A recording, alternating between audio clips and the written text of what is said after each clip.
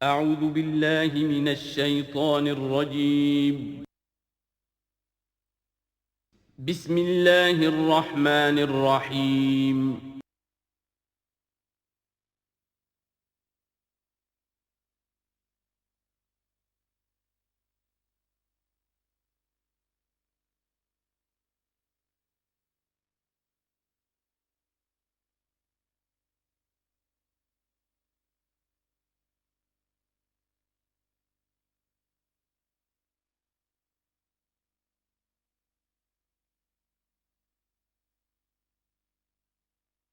نحمده ونصلي على رسوله الكريم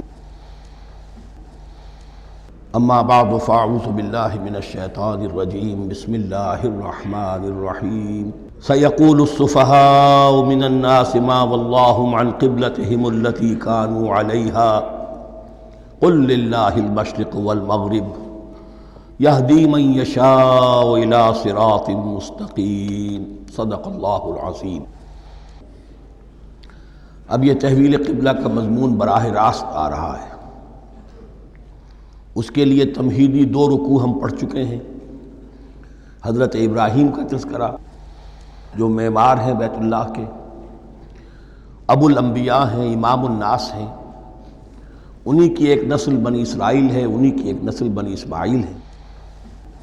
ان کا دین کیا تھا، اس کی بنیاد کیا تھی، انہوں نے اور خود ان کے پوتے حضرت یعقوب نے اپنی اولاد کو کس بات کی وصیت کی تھی، اب وہ اولاد مختلف پگڈنڈیوں پر چل کر کہاں کہاں پہنچ چکی ہے، یہ سارا پس منظر ہے اصل میں اس تحویل قبلہ کے لیے۔ اور تحویل قبلہ پر اب پورے 2 رکوع آ رہے ہیں۔ اس سے بسا اوقات یہ خیال پیدا ہوتا ہے، میرے ذہن میں بھی کبھی ہوتا تھا کہ یہ ایسی بڑی بات کیا تھی جس کے لیے قرآن مجید نے اتنے شد و مد کے ساتھ اور اس قدر تفصیل کے ساتھ بلکہ تکرار کے ساتھ بات کی۔ تو اصل میں اس کو یوں سمجھیے کہ ایک خاص مذہبی ذہنیت ہوتی ہے، اور وہ مذہبی ذہنیت یہ ہوتی ہے کہ اعمال کے ظاہر پر ان کی توجہ زیادہ مرکوز ہو جاتی ہے، اعمال کی جو روح ہے زیادہ اس کی طرف توجہ نہیں ہوتی۔ عوام الناس کا معاملہ یہی ہو جاتا ہے، ظواہر پر، رسومات پر، جو ظاہری شکلیں ہیں ان کی اہمیت، جو اصل دین ہے، روح دین ہے، جو مقاصد دین ہیں، ان کی طرف توجہ نہیں ہوتی۔ نتیجہ یہ ہوتا ہے کہ ظاہر میں ذرا سا فرق انہیں بہت محسوس ہوتا ہے، ذرا سا فرق ہو گیا، کسی نے رفع یدین کر لیا، قیامت آ گئی، معلوم ہوا یہ کوئی اور ہی آ گیا ہماری مسجد میں، یہ کون ہے؟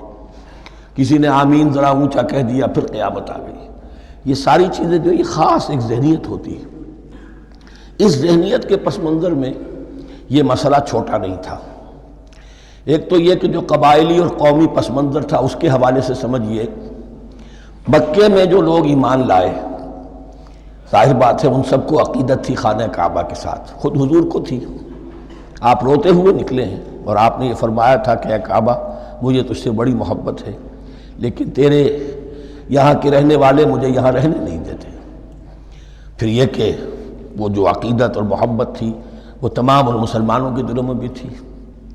مدینے میں آ کر آپ نے رخ بدل دیا۔ جب تک مکے میں تھے معلوم ہوتا ہے کہ حضور جب کھڑے ہوتے تھے نماز کے لیے تو آپ اس طرح کھڑے ہوتے تھے کہ بیک وقت استقبال قبلتین ہو جاتا تھا، یعنی جو جنوبی دیوار ہے، ایک طرف وہ کونا ہے جس میں حجر اسود ہے، اور دوسری طرف وہ یمانی ہے، رکن یمانی جو یمن کی طرف ہے، جنوب کی طرف ہے۔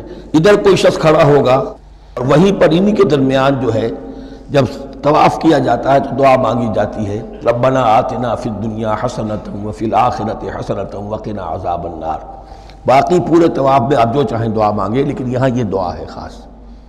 اب اگر کوئی شخص ادھر کھڑا ہو کر نماز پڑھ رہا ہے تو کعبہ تو سامنے ہے ہی، ٹھیک سیت میں یروشلم بھی ہے۔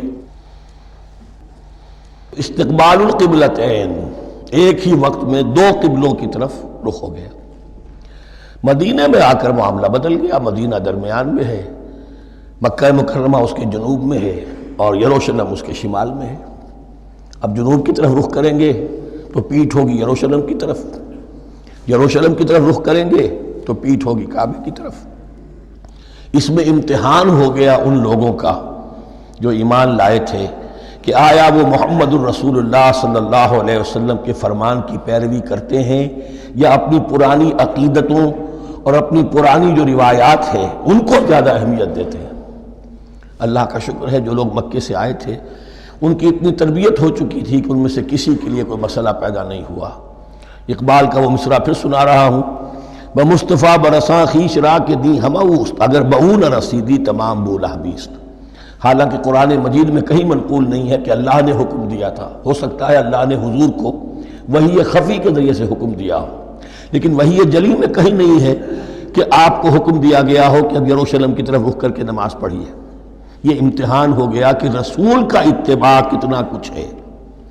اب جب یہ حکم آیا اب امتحان ہو گیا جو مدینے میں رہنے والے جو ایمان لائے تھے ان کا، اس لیے کہ یہاں یہودی بھی تھے، بعض ان میں سے ایمان لائے، عبداللہ ابن سلام رضی اللہ تعالیٰ عنہ تھے، ان کو علماء میں سے تھے، لیکن جو اور دوسرے لوگ تھے وہ بھی زیر اثر تھے یہود کے علماء کے، ان کے دل میں بھی یروشلم کی عظمت تھی۔ اب جب انہیں رخ کرنا پڑا تو یہ ان کے ایمان کا امتحان ہو گیا۔ تو یہ بڑا امتحان تھا اس میں کہ جو سب کے لیے مثبت تھا، اور مسلمانوں میں سے بعض لوگوں کے دلوں میں یہ خیال بھی پیدا ہوا ہوگا اگر اصل قبلہ یہ تھا تو ہم نے اب تک جو نمازیں پڑھی ہیں وہ تو پھر ہم نے غلط اس پر پڑھی، ہماری اتنی سالوں کی کسی کو ایمان لائے ہوئے 10 برس ہو گئے، ہماری ان نمازوں کا کیا بنے گا؟ وہ نمازیں ضائع ہو گئیں تو نماز تو ایمان کا رکن رکین ہے، تو بڑی تشویش پیدا ہو گئی۔ اس کے ساتھ ہی ایک مسئلہ یہ پیدا ہوا سیاسی اعتبار سے کہ یہود اب تک تو یہ سمجھ رہے تھے کہ حضور نے اور مسلمانوں نے ہمارا قبلہ اختیار کر لیا ہے، تو گویا کہ ہمارے کیمپ فالوورز ہیں، ہمارا تو انہوں نے اتباع کیا ہے، لہذا ہمیں کوئی خاص اندیشہ نہیں ان کی طرف سے۔ لیکن اب جب قبلہ بدل گیا تو ان کے کان کھڑے ہو گئے کہ یہ تو پھر کوئی نئی اب ملت ہے اور نئی امت کی تشکیل ہو رہی ہے، لہذا ان کی طرف سے مخالفت جو تھی اس کے اندر شدت زیادہ پیدا ہو گئی۔ یہ سارے مضامین تھے کہ جو یہاں پر زیر بحث آ رہے ہیں۔ سَيَقُولُ السُّفَهَاءُ مِنَ النَّاسِ، بہت غیر معمولی ہے اس کا آغاز ہی اس آیت کا۔ ان قریب کہیں گے لوگوں میں سے احمق اور بے وقوف لوگ، ما وَاللَّهُ مَنْ قِبْلَتِهِمُ الَّتِي كَانُوا عَلَيْهَا، کس چیز نے پھیر دیا انہیں اس قبلے سے کہ جس پر یہ تھے، یعنی یہ 16 مہینے نماز پڑھی ہے بیت المقدس کی طرف رخ کر کے یروشلم کی طرف، اب کس چیز نے پھیر دیا انہیں؟ قُلْ لِلَّهِ الْمَشْرِقُ وَالْمَغْرِبُ، دیکھیے وہی الفاظ جو 14ویں رکوع میں آئے تھے جو تمہید بن رہے تھے، کہہ دیجئے کہ اللہ ہی کے لیے ہے مشرق اور مغرب۔ گویا کہ شمال اور جنوب، مشرق و مغرب، شمال و جنوب، محاورے میں مشرق و مغرب زیادہ استعمال ہوتا ہے، سب اللہ کے ہیں، اللہ کسی سمت میں محدود نہیں ہے۔ یہدی من یشاء الی صراط مستقیم، وہ جس کو چاہتا ہے سیدھے راستے کی طرف ہدایت دے دیتا ہے۔ وَكَذَلِكَ جَعَلْنَاكُمْ، اب یہ خاص بات کہی جا رہی ہے، اے مسلمانوں تم اس تحویل قبلہ کو معمولی بات نہ سمجھو، یہ علامت ہے اس بات کی کہ اب تمہیں وہ حیثیت حاصل ہو گئی۔ وَكَذَلِكَ جَعَلْنَاكُمْ أُمَّةً وَسَطًا لِتَكُونُوا شُهَدَاءَ عَلَى النَّاسِ وَيَكُونَ الرَّسُولُ عَلَيْكُمْ شَهِيدًا، اب تمہارا فرض منصب یہ ہے کہ رسول نے جس دین کی گواہی تم پر دی ہے اپنے عمل سے، اپنے قول سے، اسی دین کی گواہی تمہیں دینی ہے اپنے قول سے اور اپنے عمل سے پوری نوع انسانی پر۔ اب تم لنک بن گئے ہو، اب تک نبوت کا سلسلہ جاری تھا، ایک نبی کی تعلیم ختم ہوئی، بگڑ گئی، تحریف ہو گئی، غائب ہو گئی، دوسرا نبی آ گیا، پھر کچھ تیسرا آ گیا، چلے آ رہے۔ لہذا ہر دور کے اندر اب وہ جو معاملہ تھا تسلسل کے ساتھ چل رہا تھا، اب یہاں نبوت ختم ہو رہی ہے محمد الرسول اللہ صلی اللہ علیہ وسلم پر، تو نوع انسانی تو ختم نہیں ہو رہی، ابھی قیامت تو نہیں آئی ہے۔ اب آگے لوگوں کو تبلیغ کرنا، ان تک دین پہنچانا، ان پر حجت قائم کرنا، ان کا احقاق حق اور ابطال باطل کا فریضہ سر انجام دینا، یہ کون کرے گا؟ تو پہلے تو ہمیشہ اللہ کی طرف سے وہی جبریل لائے اور نبی کے پاس آ گئے، نبی نے لوگوں کو سکھا دیا۔ اب یہ کہ اللہ سے جبریل لائے محمد کے پاس، محمد نے سکھایا تمہیں، اور تمہیں سکھانا ہے پوری نوع انسانی کو، تو تم اب وہ درمیانی لنک ہو۔ وَكَذَلِكَ جَعَلْنَاكُمْ أُمَّةً وَسَطًا لِتَكُونُوا شُهَدَاءَ عَلَى النَّاسِ وَيَكُونَ الرَّسُولُ عَلَيْكُمْ شَهِيدًا، یہ مضمون زیادہ کھلے گا چل کر سورہ حج کی آخری آیات میں۔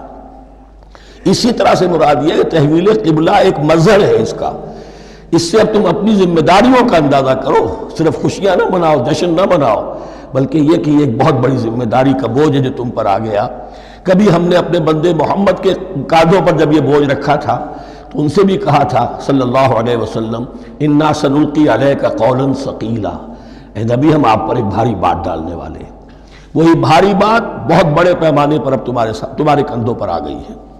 وَكَذَلِكَ جَعَلْنَاكُمْ أُمَّةً وَسَطًا لِتَكُونُوا شُهَدَاءَ عَلَى النَّاسِ وَيَكُونَ الرَّسُولُ عَلَيْكُمْ شَهِيدًا وَمَا جَعَلْنَا الْقِبْلَةَ الَّتِي كُنْتَ عَلَيْهَا، اور ہم نے نہیں قرار دیا تھا اس قبلے کو جس پر کہ اے نبی آپ پہلے تھے۔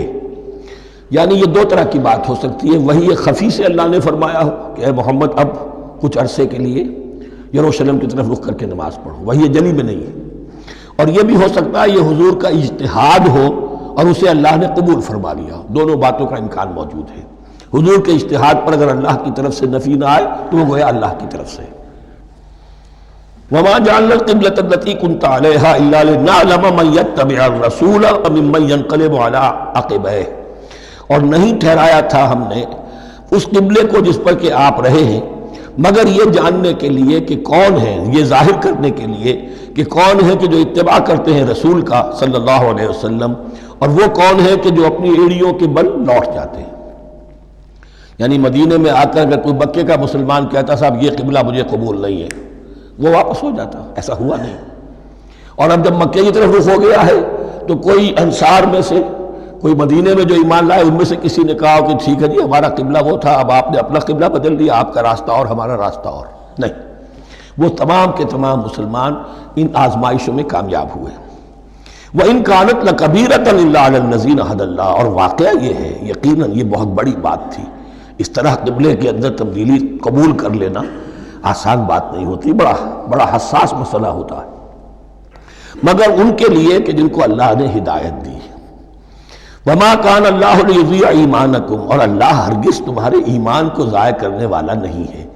ایمان سے یہاں مراد نماز جو ہے الصلاۃ عماد الدین، وہ جو تشویش ہو گئی تھی کہ ہماری ان نمازوں کا کیا بنے گا جو ہم نے 16 مہینے پڑھی ہیں بیت المقدس کی طرف رخ کر کے۔ وَمَا كَانَ اللَّهُ لِيُضِيعَ إِيمَانَكُمْ، اس وقت وہ حکم تھا رسول کا، وہ اللہ کے ہاں مقبول ہے، اس وقت یہ حکم ہے جو تمہیں رسول کی معرفت مل رہا ہے، اب تم اس کی پیروی کرو۔ ان اللہ بالناس لرؤوف الرحیم، یقیناً اللہ تعالیٰ تو انسانوں کے حق میں بہت ہی شفیق ہے اور بہت ہی رحیم ہے۔ قد نرى تقلب وجهك في السماء، معلوم ہوتا ہے خود حضور کو انتظار تھا اس فیصلے کا، اور معلوم ہوتا ہے کہ آپ پر بھی شاخ گزر رہا تھا یہ وقفہ کہ جس میں نماز پڑھتے ہوئے پیٹھ ہو رہی تھی بیت اللہ کی طرف، تو آپ بار بار آپ کی نگاہیں آسمان کی طرف اٹھتی تھی کہ کب وحی آئے، کب جبرائیل حکم لے کر آئیں۔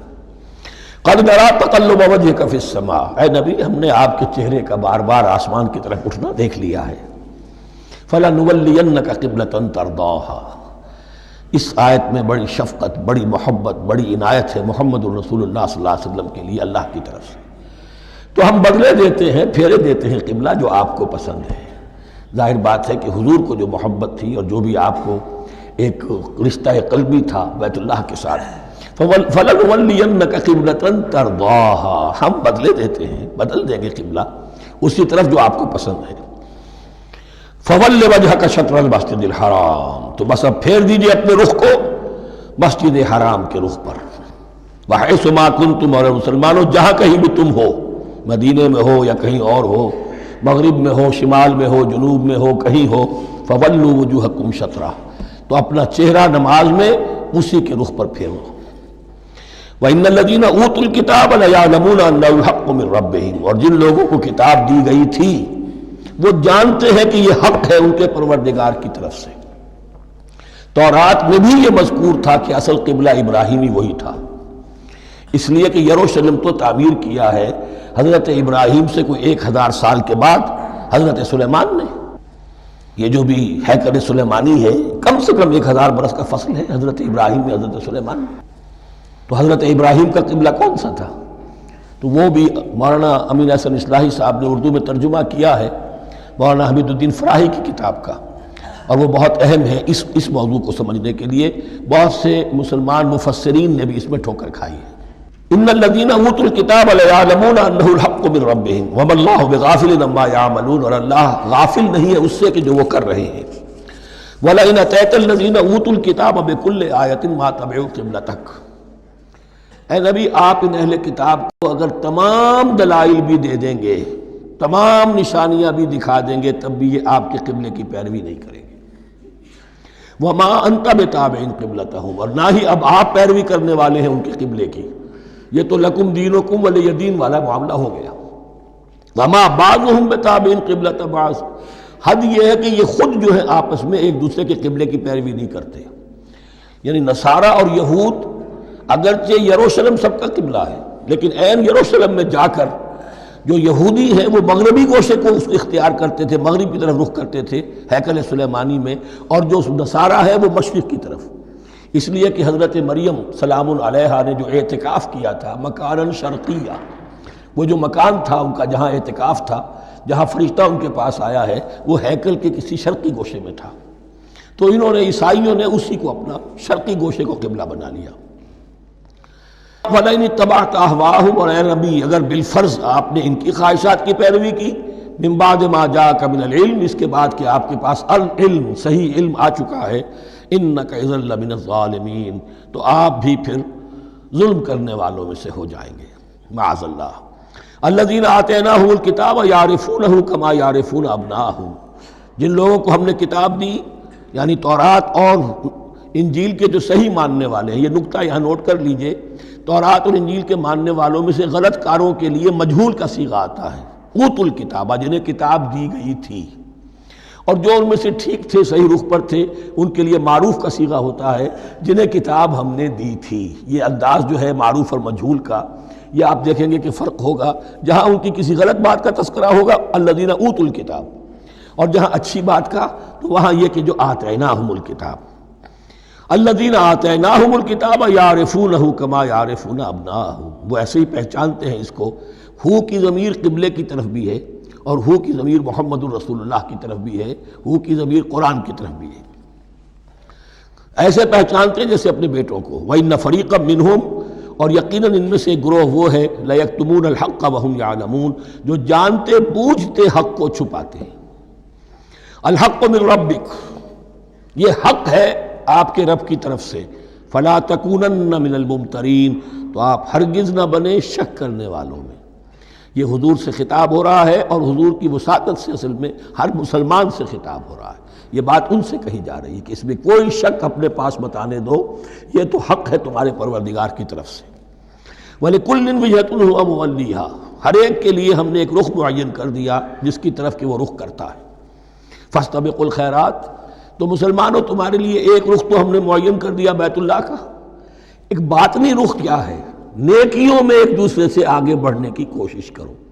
ایک ہے ظاہر، نماز کا ظاہر ہے، آپ نے قبلے کی طرف رخ کر لیا ہے، آپ نے وضو کیا ہے، ایک نماز کا باطن ہے، خشوع ہے، خضوع ہے، حضور قلب حاصل ہے، رقت ہے، معلوم ہے کس کے سامنے حاضری ہے۔ اسی طریقے سے قبلہ ایک تو یہ ہے جو کہ کعبہ ہے، بیت اللہ ہے، ایک یہ فاستبقوا الخیرات، تم ہر نیکی کے اندر ایک دوسرے سے آگے بڑھنے کی کوشش کرو۔ اینما تکونوا یاتی بکم اللہ جمیعا، جہاں کہیں بھی ہوگے اللہ تم سب کو لے آئے گا، جمع کر دے گا۔ ان اللہ علی کل شیء قدیر، یقیناً اللہ تعالی ہر چیز پر قادر ہے۔ ومن حیث خرجت فول وجهک شطر المسجد الحرام، اور جدھر سے بھی آپ کا نکلنا ہو، کہیں سفر کریں، کہیں بھی جائیں، تو آپ اپنا رخ پھیر دیجئے مسجد حرام کی طرف۔ وَإِنَّهُ لَلْحَقُّ مِن رَبِّكَ، اور یہ یقیناً حق ہے آپ کے رب کی طرف سے۔ وَمَا اللَّهُ بِغَافِلٍ عَمَّا تَعْمَلُونَ، اور اللہ غافل نہیں اس سے کہ جو تم کر رہے ہو۔ یہاں بظاہر جو ہے کلام حضور سے ہے، اصل میں مسلمانوں سے خطاب ہے بواسطہ محمد صلی اللہ علیہ وسلم۔ وَمِنْ حَيْثُ خَرَجْتَ فَوَلِّ وَجْهَكَ شَطْرَ الْمَسْجِدِ الْحَرَامِ وَحَيْثُ مَا كُنْتُمْ فَوَلُّوا وُجُوهَكُمْ شَطْرَهُ، اور دیکھو جہاں بھی تم نکلو اپنا رخ کرو مسجد حرام کی طرف۔ امریکہ میں جاؤ تب بھی رخ ہوگا مسجد حرام کی طرف، روس میں جاؤ رخ تمہارا ہوگا مسجد حرام کی طرف۔ وَحَيْثُ مَا كُنْتُمْ، اور اے مسلمانوں جہاں کہیں بھی تم ہو، فَوَلُّوا وُجُوهَكُمْ شَطْرَهُ، تو اپنے چہروں کو پھیر دو اسی کے رخ پر۔ لِأَلَّا يَكُونَ لِلنَّاسِ عَلَيْكُمْ حُجَّةٌ، تاکہ نہ رہے لوگوں کے پاس تمہارے خلاف کوئی دلیل۔ اب اس بات کو سمجھ لیجئے کہ چونکہ تورات میں لکھا ہوا تھا کہ نبی آخر الزمان کا قبلہ کعبہ ہوگا، اگر حضور یہ قبلہ اختیار نہ کرتے تو علماء یہود حجت قائم کرتے مسلمانوں پر کہ دیکھو تورات میں تو یہ لکھا ہے اور انہوں نے وہ اختیار نہیں کیا. تو یہ گویا کہ ان کے اوپر اتمام حجت بھی ہو رہا ہے اور قطع عذر بھی ہو رہا ہے، ان کی حجت کی جڑ بھی کٹ رہی ہے. الا الذین ظلموا منہم، سوائے ان میں سے ان کے جو ظالم ہیں، اعتراض کرنے کے لیے لاکھ انہوں نے پھر بھی ہیلے بہانے بنائی لینے ہیں. فلا تخشوہم، تو اے مسلمانوں ان سے نہ ڈرو، واخشونی، مجھ سے ڈرو. وَلِأُتِمَّ نِعْمَتِي عَلَيْكُمْ، اور یہ جو تحویل قبلہ ہوئی ہے اور محمد الرسول اللہ صلی اللہ علیہ وسلم کی بعثت کی بنیاد پر ایک نئی امت کو شکل دی جا رہی ہے اور اسے اب امامت الناس سے سرفراز کیا جا رہا ہے، وراثت ابراہیمی اب اسے منتقل ہو گئی ہے. یہ اس لیے ہے وَلِأُتِمَّ نِعْمَتِي عَلَيْكُمْ، اپنی نعمت میں تم پر اس کا اتمام فرما دوں، مکمل کر دوں. وَلَعَلَّكُمْ تَهْتَدُونَ، اور تاکہ تم ہدایت یافتہ بن جاؤ. کما ارسلنا فیکم رسولا، جیسے کہ ہم نے بھیج دیا ہے تم میں ایک رسول. اب یہ دعا ابراہیم و اسماعیل یاد کر لیجئے. ربنا وبعث فیہم رسولا منہم یتلو علیہم آیاتک ویعلمہم الکتاب والحکمت ویزکیہم. اب گویا کہ وہاں تو دعا تھی اور یہ 3000 سال کے بعد اس دعا کا ظہور ہو رہا ہے بعثت محمدی کی شکل میں. کما ارسلنا فیکم رسولا منکم، جیسے کہ ہم نے بھیج دیا ہے تم میں رسول اپنا، تم ہی میں سے. یتلو علیکم آیاتنا، وہ تلاوت کرتا ہے تم پر ہماری آیات. ویزکیکم، تمہیں پاک کرتا ہے، تزکیہ کرتا ہے تمہارا. ویعلمکم الکتاب والحکمہ، اور تمہیں تعلیم دیتا ہے کتاب و حکمت کی. ویعلمکم ما لم تکونوا تعلمون، اور تمہیں تعلیم دے رہا ہے ان چیزوں کی جو تمہیں معلوم نہیں تھی. یہاں ایک نقطہ بڑا اہم ہے، حضرت ابراہیم اور اسماعیل کی دعا میں جو ترتیب تھی یہاں اللہ نے اس کو بدل دیا ہے. وہاں کیا تھا؟ تلاوت آیات، تعلیم کتاب و حکمت، پھر تزکیہ. یہاں کیا ہے؟ تلاوت آیات، پھر تزکیہ، پھر تعلیم کتاب و حکمت. اب ظاہر بات ہے کہ حضرت ابراہیم اور حضرت اسماعیل نے جو بات کہی وہ بھی غلط تو نہیں ہو سکتی، لیکن ہم یہ کہہ سکتے ہیں کہ اس کی امپرووڈ فارم یہ ہے جو اللہ تعالیٰ کی طرف سے دی گئی، اس لیے کہ تزکیہ مقدم ہے. اگر نیت صحیح نہیں ہے تو تعلیم کتاب و حکمت مفید نہیں ہوگی بلکہ گمراہی میں اضافہ ہوگا. نیت کج ہے تو گمراہی بڑھتی چلی جائے گی. اور تزکیہ کا حاصل کیا ہے؟ نیت درست ہو جائے، اخلاص، نحن لہ مخلصون. اگر یہ نہیں ہے تو جتنا پڑھو گے، جتنے بڑے عالم ہوگے، شیطان بھی بن سکتے ہو. بڑے بڑے فتنے عالموں نے اٹھائے ہیں. یہ جو دین اکبری تھا یا دین الہی تھا، اکبر کے تو باپ دادا کو کبھی خیال نہیں آ سکتا تھا اس کا. یہ پٹی پڑھانے والے کون تھے؟ ابو الفضل اور فیضی جیسے علماء، بہت بڑے علماء. اسی طرح غلام احمد قادیانی، اس کو اصل میں جو بھی پٹیاں پڑھائی ہیں وہ تو پڑھائی حکیم نور الدین نے، جو بہت بڑا عالم تھا، اہل حدیث عالم تھا. تو در حقیقت بہت بڑا عالم ہوگا، اگر اس کی کج ہو گئی نیت تو اتنا ہی بڑا فتنہ اٹھا دے گا. اس پہلو سے تزکیہ مقدم ہے، اور اس کا ثبوت یہ ہے، یہی مضمون سورہ آل عمران میں آیا، یہی مضمون پھر سورہ جمعہ میں آئے گا. وہاں بھی ترتیب یہی ہے، تینوں جگہ پر اللہ کی طرف سے ترتیب یہی ہے. یتلو علیکم آیاتنا ویزکیکم، تمہیں ہماری آیات پڑھ کر سنا رہا ہے اور تمہارا تزکیہ کرتا ہے. ویعلمکم الکتاب والحکمہ، اور اس تزکیے کے بعد پھر تعلیم کتاب و حکمت. ویعلمکم ما لم تکونوا تعلمون، اور تمہیں سکھا رہا ہے جو کچھ علم تمہیں حاصل نہیں تھا. فاذکرونی اذکرکم، بس مجھے یاد رکھو، میں تمہیں یاد رکھوں گا. یہ بہت بڑا میثاق ہے اور بہت بڑا وعدہ ہے، بہت بڑا وعدہ. اور یہاں تک حدیث میں پھر اس کی شرح آئی ہے، میرا بندہ اگر مجھے اپنے دل میں یاد کرتا ہے میں بھی اسے اپنے جی میں یاد کرتا ہوں. اور میرا بندہ اگر میرا ذکر کسی محفل میں کرتا ہے تو میں اس سے بہت اعلیٰ محفل میں اس کا ذکر کرتا ہوں. اس کی محفل تو بہت بلند و بالا ہے، ملائے اعلیٰ کی محفل ہے، فرشتے ملائکہ مقربین کی محفل ہے. خدا خود میر محفل بود اندر لامکا خسرو، محمد شمع محفل بود شب جائے کہ من بودم. اب خسرو کس عالم میں تھے جب یہ شعر کہہ گئے ہیں؟ تو بہرحال ہے تو صحیح، ایک محفل تو ہے. میں اس سے بڑی بہتر محفل میں ان کا تذکرہ کرتا ہوں. فاذکرونی اذکرکم واشکروا لی ولا تکفرون، اور میرا شکر کرو، میری نعمتوں کا ادراک کرو، اس کا شعور حاصل کرو، اس پر زبان سے بھی شکر ادا کرو، اپنے عمل سے بھی، جوارح سے بھی ان نعمتوں کا حق ادا کرو.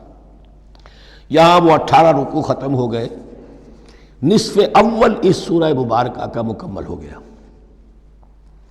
اب آگے سے خطاب ہے یا ایھا الذین آمنوا، ایک نئی امت آ گئی، چارٹر اس کا آ گیا۔ کیوں بنایا گیا تمہیں؟ لتکونوا شہداء علی الناس ویکون الرسول علیکم شہیدا، تم اب لنک ہو ہمیشہ ہمیش کے لیے محمد اور پوری نوع انسانی کے درمیان۔ اسی لیے وہ حدیث بھی تو ہے جو علماء حق ہوتے ہیں ان کے بارے میں فرمایا علماء امتی کا انبیاء بنی اسرائیل، میری امت کے علماء کا مقام وہی ہے جو بنی اسرائیل کے علماء کا، اس لیے کہ اب نبوت تو ختم ہو گئی محمد پر صلی اللہ علیہ وسلم، لیکن یہ کتاب تو ہے، اس کا پہنچانا تو ہے، اس کو عام تو کرنا ہے، حجت تو قائم کرنی ہے، اور صرف تبلیغ سے نہیں عمل کر کے دکھانا ہے، وہ نظام قائم کر کے دکھانا ہے جو محمد عربی نے قائم کیا صلی اللہ علیہ وسلم، تب حجت قائم ہوگی۔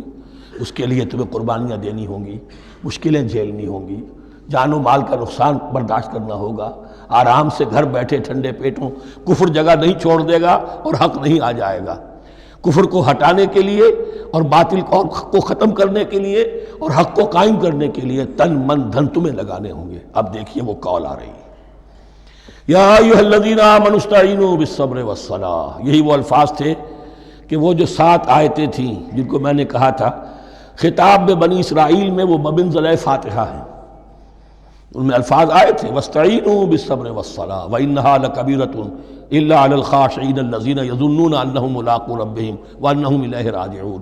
اب وہی خطاب یہاں ہو رہا ہے یا ایھا الذین آمنوا استعینوا بالصبر والصلاۃ، یہ میں بیان وہاں کر چکا ہوں، ان اللہ مع الصابرین، جان لو کہ اللہ صبر کرنے والوں کے ساتھ ہے۔ اس بیعت سے کیا مراد ہے؟ ایک بات تو متفق علیہ ہے، اللہ کی مدد، اللہ کی تائید، اللہ کی نصرت ان کے شامل حال ہے۔ باقی یہ کہ اللہ تعالیٰ جہاں کہیں بھی ہم ہیں ہمارے ساتھ ہے، کس طرح ہے یہ ہم نہیں جانتے، لیکن یہ فرمایا اس نے کہ میں تو تمہاری دگے جان سے بھی زیادہ قریب ہوں۔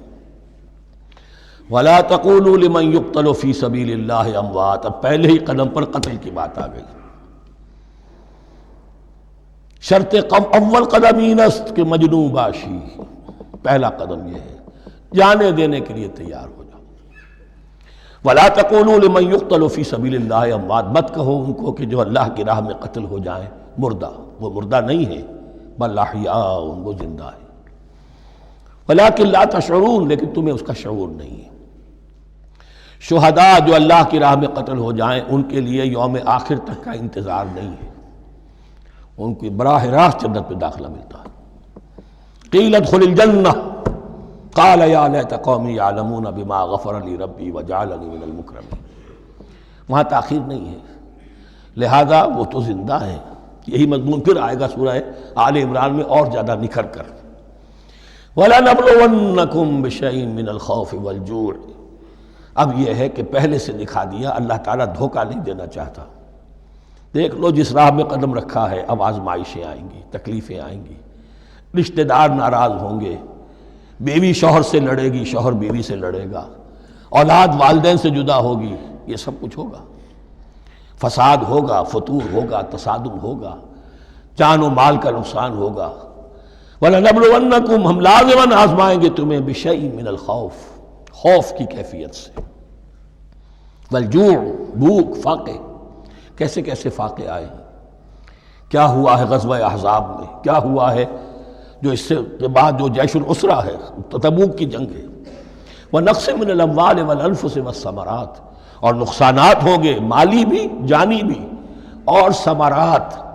اب ثمرات یہاں دو معنی دے رہا ہے، چونکہ مدینے والوں کی جو تھی اصل جو ان کی معیشت تھی وہ زرعی تھی، پھل، خاص طور پر کھجور، یہ ان کی پیداوار تھی، جسے آج کل آپ کہتے ہیں کیش کراپ جو ہے ان کی، وہ یہ تھی۔ اب ایسا بھی ہوگا کہ فصل تیار کھڑی ہے، اگر اسے اتارا نہ کھجور سے تو ضائع ہو جائے گی، اور ادھر سے تبوک کا حکم آ گیا نکلو اللہ کی راہ، یہ ساری فصل ضائع ہو جائے گی۔ امتحان ہو گیا کہ نہیں؟ اور اس کے علاوہ ایک اور ہے اس کا مفہوم، انسان کچھ بہت محنت کرتا ہے، جد و جہد کرتا ہے، کیریئر بناتا ہے، اپنا ایک مقام بنا لیتا ہے اس کیریئر میں، اس پروفیشن میں، اس راستے پر آتا ہے تو کچھ اور ہی شکل اختیار کرنی پڑتی ہے۔ وہ تجارت کے زمانے میں جو محنت کی تھی، وہ کیریئر کو اب زمانے میں جو محنت کی تھی، وہ سارا کا سارا معاملہ جو ہے وہ کھو کر پھر اس وادی میں آنا پڑتا ہے۔ وَلَنَبْلُوَنَّكُمْ، یہ بھی ثمرات ہیں نا، محنت کے ثمرات۔ وَلَنَبْلُوَنَّكُمْ بِشَيْءٍ مِّنَ الْخَوْفِ وَالْجُوعِ وَنَقْصٍ مِّنَ الْأَمْوَالِ وَالْأَنفُسِ وَالثَّمَرَاتِ وَبَشِّرِ الصَّابِرِينَ، اور اے نبی بشارت دیجئے صابروں کو، صبر کرنے والوں کو۔ یہ کون ہے؟ الذین اذا اصابتہم مصیبۃ، وہ لوگ کہ جن کو جب بھی کوئی مصیبت آئے قالوا انا للہ وانا الیہ راجعون، وہ کہتے ہیں ہم اللہ ہی کے تو ہیں، اللہ ہی کی طرف ہمیں لوٹ جانا ہے، کل بھی جانا تھا، آج چلے جائیں، حاضر ہیں، جتنی جلدی بلا لیں۔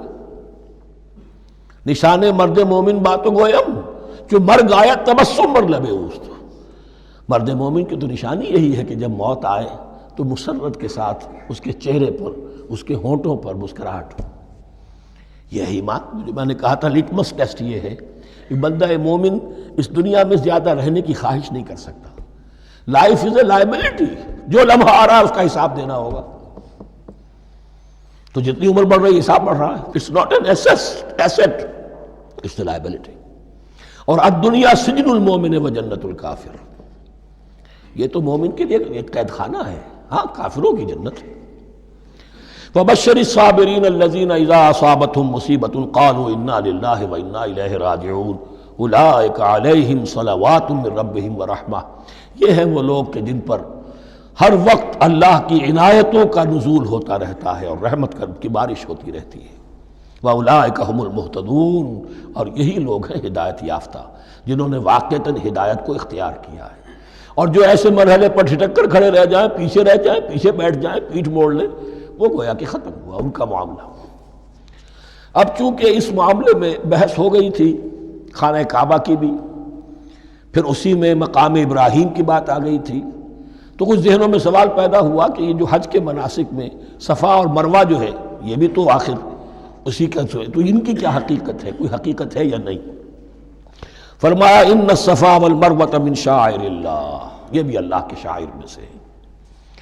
شاعر کسے کہتے ہیں؟ وہ چیز جو شعور بخشے۔ تو وہ چیزیں کہ جن کے ساتھ اولو العزم پیغمبروں یا اولو العزم انسانوں، اولو العزم اولیاء اللہ کے کچھ حالات و واقعات کا کوئی ذہنی سلسلہ قائم ہوتا ہو، وہ گویا کہ شعور دلانے والے ہوتے ہیں، یاد دلانے والے ہوتے ہیں، اللہ تعالیٰ کی طرف ذہن کو لے جانے والے ہوتے ہیں، اس اعتبار سے شاعر۔ ان الصفا والمروہ من شعائر اللہ فمن حج البیت او اعتمر فلا جناح علیہ ان یطوف بہما، تو جو کوئی بھی ہمارے گھر کا حج کرے، بیت اللہ کا حج کرے یا عمرہ کرے، اعتمر، فلا جناح علیہ، تو کوئی حرج نہیں ہے اس پر، ان یطوف بہما، کہ ان دونوں کا بھی طواف کرے، وہ جو 7 چکر لگائے جاتے ہیں، ان الصفا والمروہ۔ ومن تطوع خیرا، جو شخص جان بوجھ کر بھلا کام کرتا ہے، فإن اللہ شاکر علیم، تو جان لو اللہ بڑا قدردان ہے۔ اب شکر انسان کرتا ہے تو اس کے معنی کیا ہوں گے؟ احسان مند ہونا۔ وہی شکر اللہ کرتا ہے شکور، اس کے کیا معنی ہوں گے؟ قدردانی، میرے بندے نے یہ کام کیا، میرے بندے نے میرے لیے یہ محنت کی، یہ قربانی دی۔ ان اللہ شاکر علیم، اور جانتا ہے، چاہے کسی اور کو پتہ نہ چلے، اسے تو معلوم ہے۔ اگر تم نے اللہ کی رضا جوئی کے لیے کسی کو کوئی مالی مدد دی ہے اس حال میں کہ جو کچھ داہنے ہاتھ نے دیا ہے بائیں کو بھی خبر نہیں ہونے دی، خدا یہ کہ کسی اور انسان کے سامنے اس کا تذکرہ ہو، تو اب یہ جو ہے اللہ کے تو علم میں ہے۔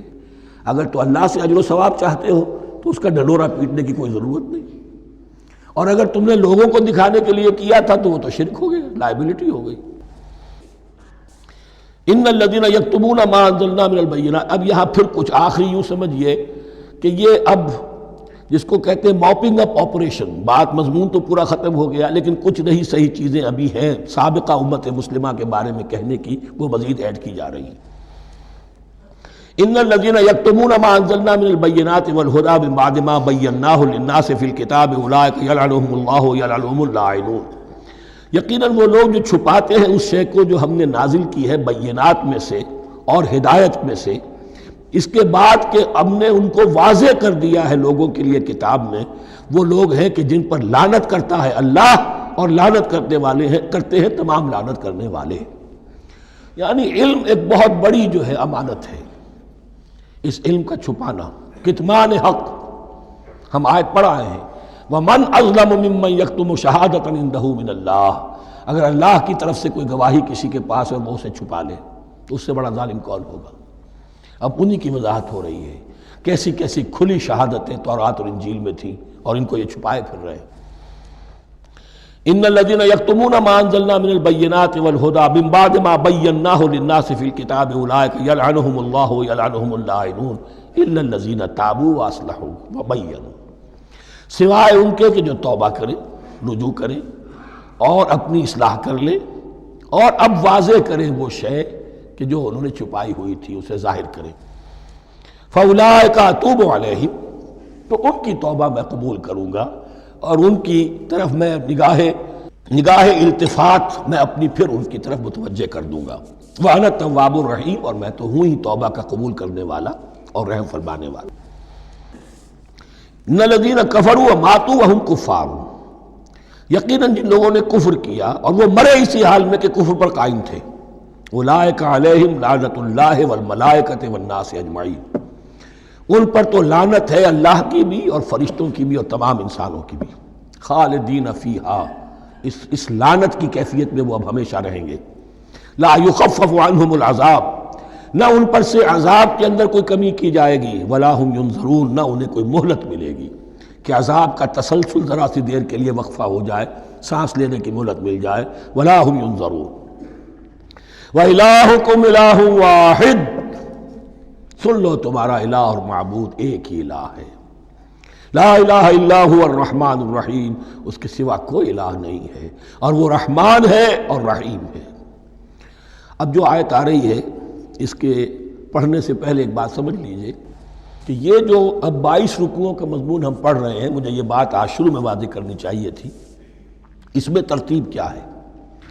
میں پہلے عرض کر چکا ہوں کہ پہلے 18 رکوعوں کی تقسیم ورٹیکل کی ہے ہم نے، 18 کو 4 رکوع ادھر، 10 درمیان میں، پھر 4 ادھر۔ یہاں اب چلے گی ہاریزونٹل تقسیم، افقی تقسیم، اور اس کی بھی شکل کیا ہے کہ 4 مضامین ہیں کہ جو تانے بانے کے ساتھ بنے ہوئے ہیں، یا 4 لڑیاں ہیں مضمون کی کہ جن کو بٹ کر رسی بنا دیا گیا۔ وہ 4 مضامین کیا ہیں؟ مسلمانوں سے خطاب میں ان کے لیے عبادات اور احکام اور شرائع، یہ واجب ہے، یہ کرنا ہے، یہ حلال ہے، یہ حرام ہے، نماز فرض ہے، روزہ فرض ہے، وغیرہ وغیرہ۔ اور 2 لڑیاں جہاد، جہاد بالمال، جہاد بالنفس۔ جہاد بالنفس کی آخری انتہا قتال ہے، جہاں انسان نقد جان ہاتھ پر رکھ کر، ہتھیلی پر رکھ کر میدان میں حاضر ہو جاتا ہے۔ جو جنگ میں گیا اس نے اپنے آپ کو موت کے لیے پیش کر دیا، بچ کر آ جائے تو بونس ہے۔ اس اعتبار سے یہ 4 جڑیں۔ شریعت کو 2 حصوں میں تقسیم کیجئے، عبادات اور پھر بقیہ احکام شریعت، معاملات، جن میں خاص طور پر شوہر اور بیوی کا تعلق جو ہے وہ سب سے اہم ہے۔ لہذا اس صورت میں آپ دیکھیں گے تفصیلی احکام آئیں گے آئلی قوانین کے ضمن میں۔ دوسری طرف جہاد بالمال یعنی انفاق، اللہ کی راہ میں خرچ کرنا، اور جہاد بالنفس جس کی آخری منزل قتال۔ اب یہ 4 لڑیاں اس طرح سے ہیں، فرض کیجئے ایک لال لڑی ہے، ایک پیلی ہے، ایک نیلی ہے، ایک ہری ہے، ان کو بٹ دیا گیا ہے۔ جب ایک طرف سے دیکھیں گے تو کٹا پھٹا نظر آئے گا، رنگ لال نظر آیا، پھر پیلا نظر آیا، پھر نیلا نظر آیا، پھر ہرا، پھر لال، پھر نیلا، پھر پیلا، پھر ہرا۔ تو ایسا معلوم ہوگا جیسے کٹے پھٹے ہیں مضامین۔ لڑیاں کھول دیجئے، معلوم ہوگا ایک لڑی وہ بھی بڑی مسلسل ہے، جہاد بالمال کی، ایک لڑی ہے جہاد بالنفس یعنی قتال کی، ایک لڑی ہے جو عبادات کی، ایک لڑی ہے معاملات کی اور شریعت کے احکام کی۔ یہ 4 لڑیاں، اور یہ تانے بانے کی طرح بنی ہوئی ہیں، لیکن اسی بنتی میں بہت بڑے حسین پھول موجود ہیں۔ طویل آیات اور طویل آیات، عظیم ترین آیات قرآن مجید کی، ان میں سے اب ایک آیت یہاں آ رہی ہے۔ اس کو میں نے عنوان دیا ہے آیت الآیات۔ ان فی خلق السماوات والارض واختلاف اللیل والنہار والفلک التي تجری فی البحر بما ينفع الناس وما انزل اللہ من السماء من ماء فاحیا به الارض بعد موتها وبث فيها من كل دابة وتصریف الرياح والسحاب المسخر بين السماء والارض لآیات لقوم یعقلون۔ اتنے فینومینا آف نیچر کسی ایک آیت میں جمع نہیں ہے قرآن۔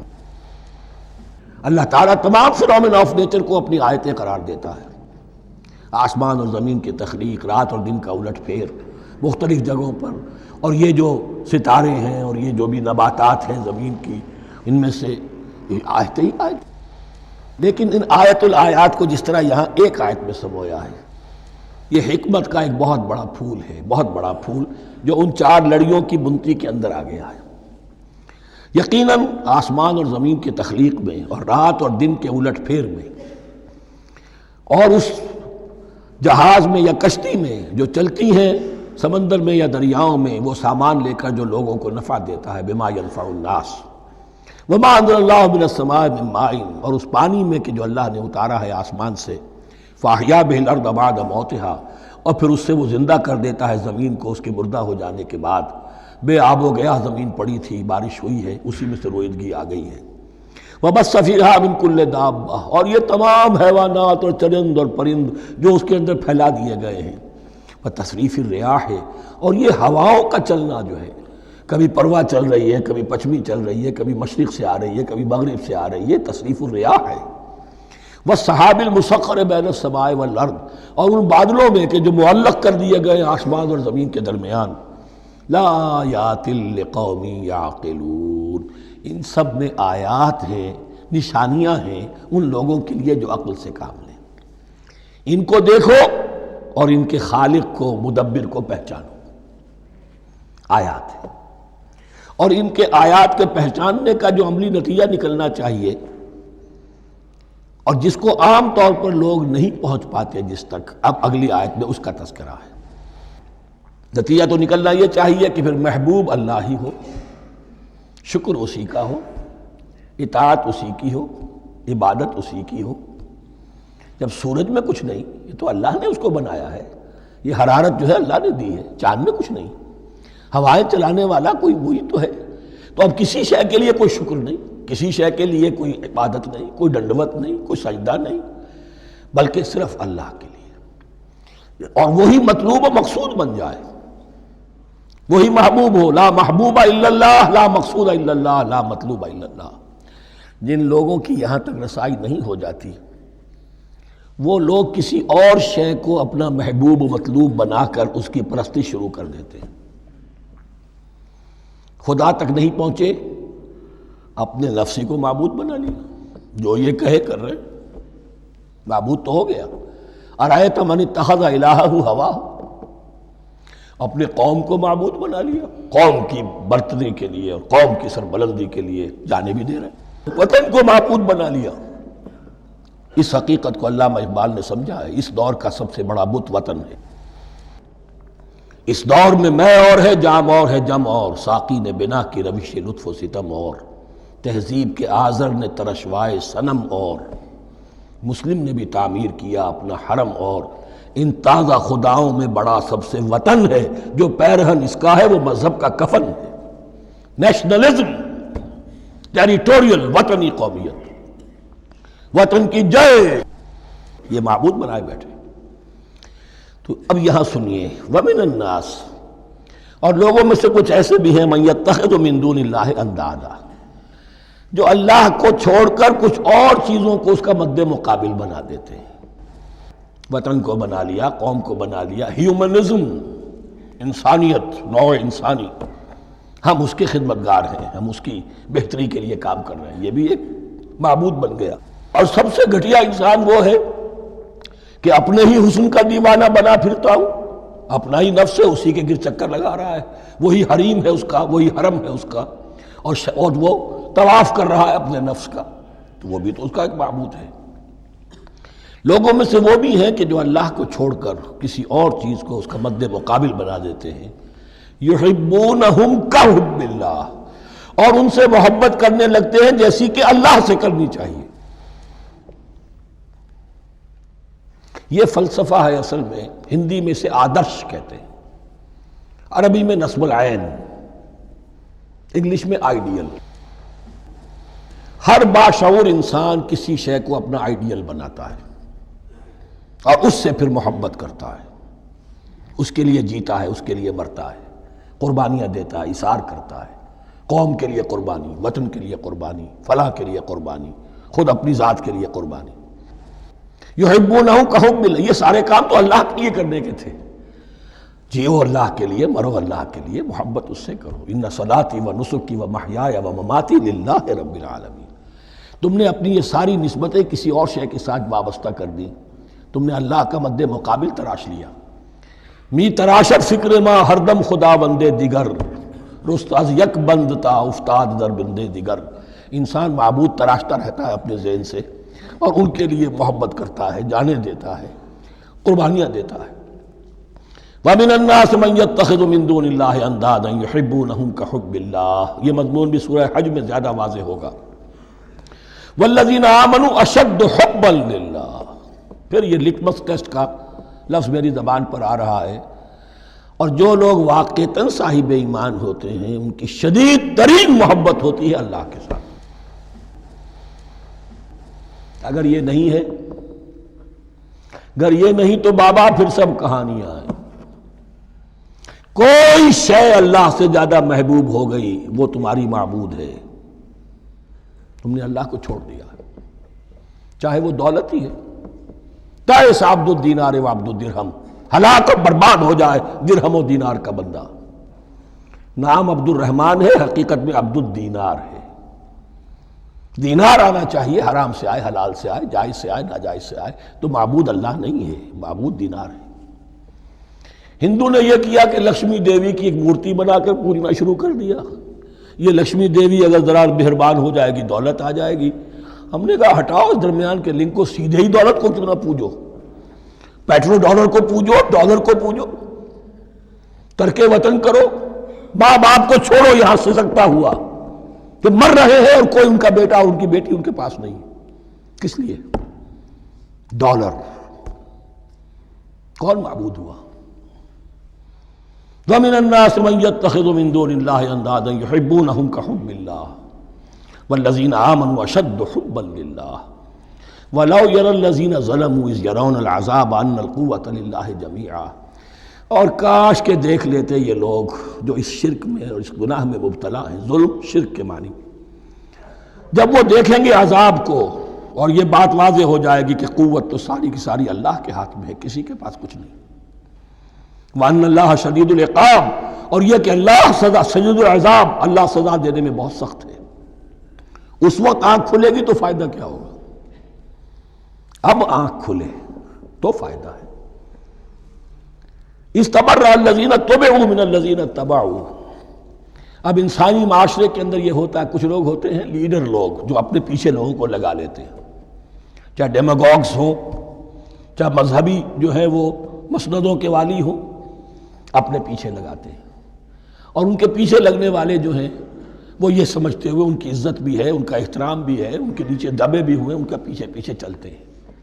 قیامت کے دن وہ تبرہ کریں گے، ان تم نے ہمیں مروایا، ہم تمہاری پیروی کرتے رہے، ہم نے سمجھا تم جو کہہ رہے ہیں وہ ٹھیک ہے، ہم نے تمہیں اپنا لیڈر مانا۔ اب وہ اعلان برات کریں گے، اللہ ہمارا ان سے کوئی تعلق نہیں۔ استبرأ الذین اتبعوا، اور اس کے جواب میں پھر وہ کریں گے ہمارا تم سے کوئی تعلق نہیں۔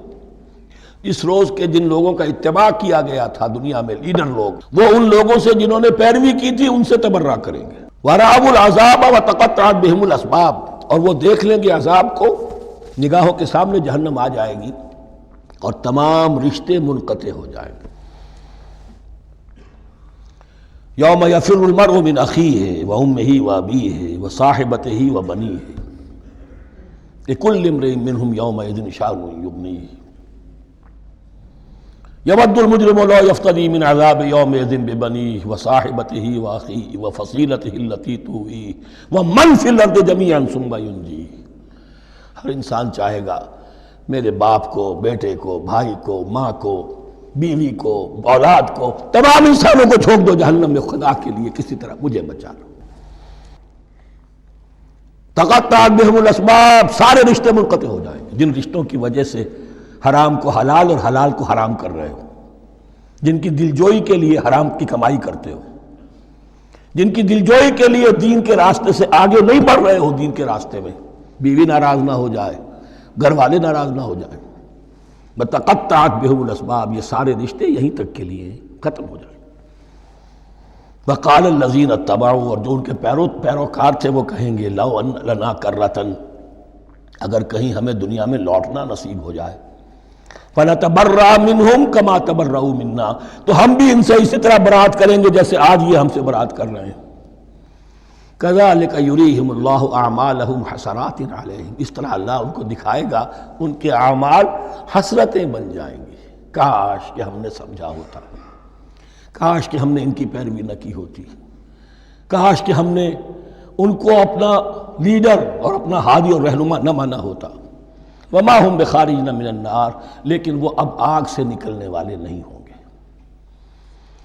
یا ایھا الناس کلوا مما فی الارض حلالا طیبا ولا تتبعوا خطوات الشیطان انہ لکم عدو مبین.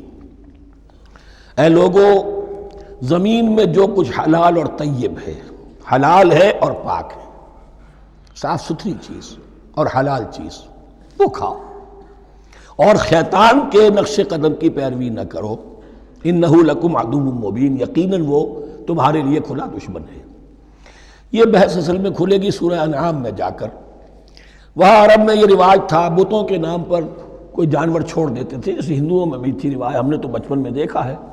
کوئی سانڈ چھوڑ دیا، کسی کے کان جو ہے وہ چیر دیے، یہ فلاں بت کے لیے ہے، فلاں دیوی کے لیے ہے.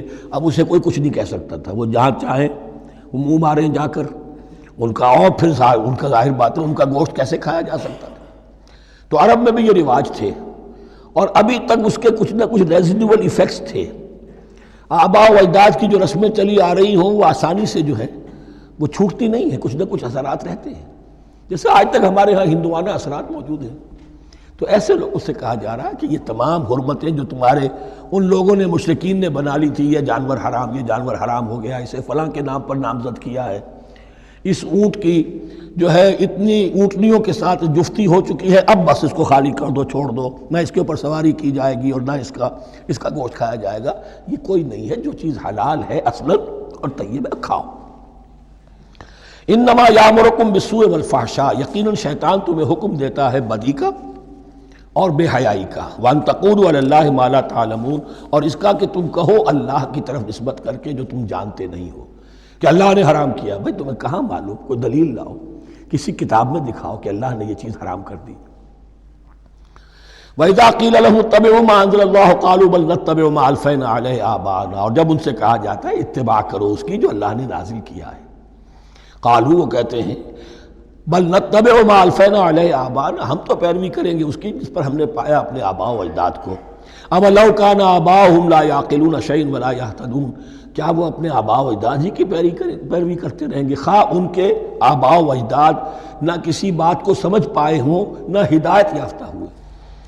میں نے عرض کر دیا تھا کہ سورہ بقرہ میں جہاں دعوت تیسرے رکوع کی پہلی آیت شروع ہوئی، یا ایھا الناس اعبدوا ربکم الذی خلقکم والذین من قبلکم لعلکم تعقلون، وہ بھی تو مخلوق تھے جیسے تم مخلوق ہو، تم سے خطا ہو سکتی ہے ان سے بھی ہوئی، تم غلطی کر سکتے ہو انہوں نے بھی کی. ومثل الذین کفروا کمثل الذی ینطق بما لا یسمع الا دعاء ونداء.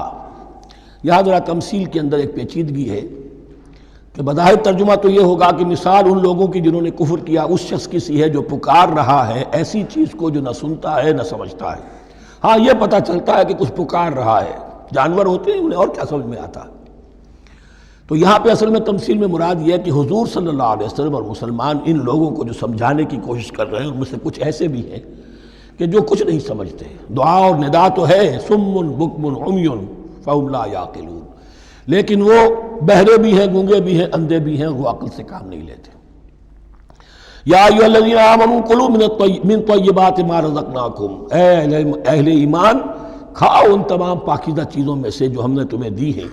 واشکروا للہ، اللہ کا شکر ادا کرو، ان کنتم ایاہ تعبدون، اگر تم واقعتاً اسی کی عبادت کرنے والے ہو. جیسا کہ میں نے عرض کیا سورہ الانعام میں یہ ساری چیزیں آئیں گی اور تفصیل سے. انما حرم علیکم المیتۃ والدم ولحم الخنزیر وما اہل بہ لغیر اللہ، بنیادی طور پر اللہ تعالیٰ نے وہ کھانے کے جو اہل عرب میں اس وقت رائج تھے ان میں سے 4 چیزوں کی حرمت کا اعلان کیا ہے بار بار. مکی صورتوں میں بار بار ہوا ہے اور یہاں پھر یہ مدنی صورت کے اندر گویا کہ آخری بار. انما حرم علیکم المیتۃ، اللہ نے تم پر حرام کیا مردار کو، جو اپنی آپ موت مر گیا، ذبح نہیں کیا گیا، والدم، اور خون حرام ہے، نجس ہے۔ اسی لیے جو ذبح کرنے کا ہمارا طریقہ ہے وہ یہ ہے کہ صرف گردن کو کاٹا جائے تاکہ اس میں شریانے وغیرہ کٹ جائے اور اکثر جو ہے خون جسم کا نکل جائے۔ اگر جھٹکا کیا جائے جیسے سکھ کرتے تھے، ایک ہی تلوار کے وار سے گردن اڑا دی بکری کی، یا یہ کہ جیسے کہ یورپ وغیرہ میں ہوتا ہے، تو پھر وہ خون اندر رہ جاتا ہے جسم کے، اس کے اندر پھر وہ اینٹھن نہیں ہوتی اس حیوان کے جسم میں کہ جس سے خون جو ہے وہ باہر چلا جائے، تو وہ لحم الخنزیر، اور تیسری چیز ہے خنزیر کا گوشت، اور چوتھی چیز وما اہل بہ لغیر اللہ، اور وہ کہ جس پر پکارا گیا ہو کسی کا نام اللہ کے سوا۔ اب اس میں ایک چیز تو یہ ہے کہ جسی شے کو ذبح کرتے ہوئے کسی بت کا، کسی دیوی کا، کسی دیوتا کا تذکرہ کیا، وہ تو حرام مطلق ہو ہی گیا، اس کا گوشت کھانا حرام مطلق ہے۔ لیکن اسی کے تابع یہ ہوگا کسی بزرگ کا قرب حاصل کرنے کے لیے اس کے مزار پر لے جا کر وہاں ذبح کیا جا رہا ہے، پوچھیں گے تو ہم تو اللہ کے لیے ذبح کر رہے ہیں، تو اللہ کے لیے تو اپنے گھر میں بھی کر سکتے تھے ذبح، یہاں کیوں لائے ہو؟ اس کو تم نے کسی اعتبار سے اس صاحب قبر کا جو ہے اس کا تقرب حاصل کرنے کا ذریعہ بنایا۔ یہ چیزیں بھی اسی کے تابع ہو جائیں گی۔ اللہ کے لیے کرنا تو ہر جگہ کر سکتے ہو، ہم تو صرف ایصال ثواب کے لیے کر رہے ہیں، تو اپنے گھر میں بیٹھ کر کرو گے تو کیا ایصال ثواب نہیں ہو جائے گا؟ ٹھیک ہے اللہ، ہم یہ خرچ کر رہے ہیں، ہم نے یہ جانور ذبح کیا ہے تیرے لیے، اس کا ثواب جو ہے فلاں کو پہنچا دے۔ یہ ہے چار چیزیں بنیادی طور پر۔ فمن اضطر غیر باغ ولا عاد، ان میں بھی ایک رعایت ہے، اگر کوئی مضطر ہو گیا ہے، مجبور ہو گیا ہے، جان نکل رہی ہے اور کوئی شے کھانے کو نہیں، لیکن دو شرطیں پوری ہو، غیر باغ ولا عاد، وہ اس حرام کی طرف رغبت نہ رکھتا ہو اور نہ جو ناگزیر حد ہے جان بچانے کی اس سے آگے بڑھے، صرف جان بچانے کے لیے مردار کا گوشت بھی کھا سکتا ہے، سور کا گوشت بھی کھا سکتا ہے، جو بھی چاہے جان بچانے کے لیے یہ رک سکتے ہیں، لیکن اس شے کی طرف کوئی رغبت اور میلان طبیعت میں نہ ہو، یہ اللہ تو جانتا ہے۔